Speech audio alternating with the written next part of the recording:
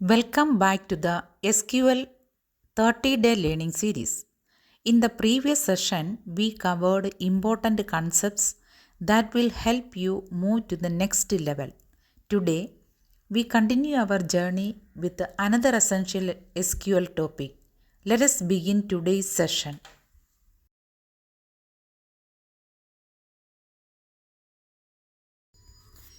Welcome to day 14.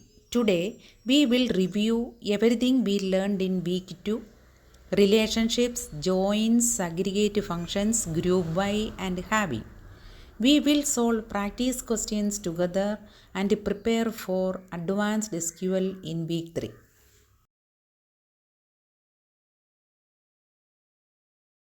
We started week 2 with relationships.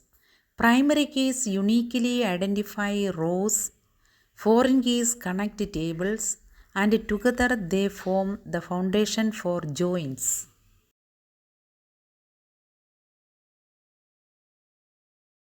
We then explored joins. Inner join shows matches only. Left join shows all rows from the left plus matches. Right join shows all rows from right plus matches. And full join shows all rows from both tables.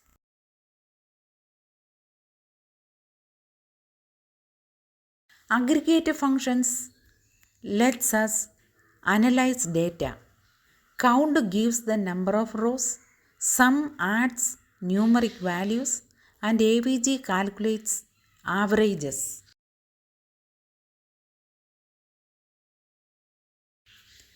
Group by organizes rows into groups, while having filters groups after aggregation.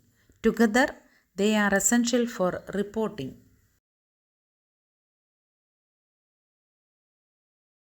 Here is a practice query.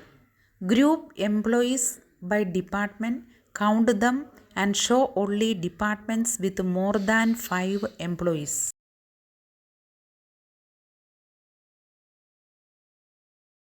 Another example: join students, enrollments, and courses to list students with their course titles. This shows how joins connect multiple tables. Common mistakes include forgetting the on clause in joins, using where instead of having for groups, misusing aggregate functions without a group by, or mixing up inner and left join.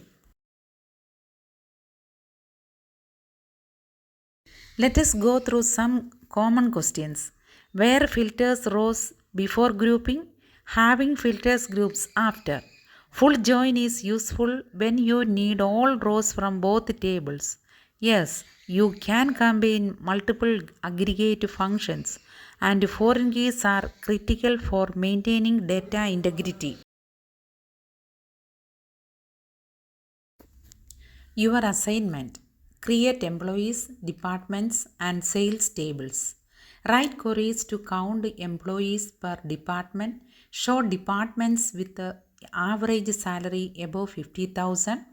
List employees with their departments using inner join, and show all departments even without employees using left join.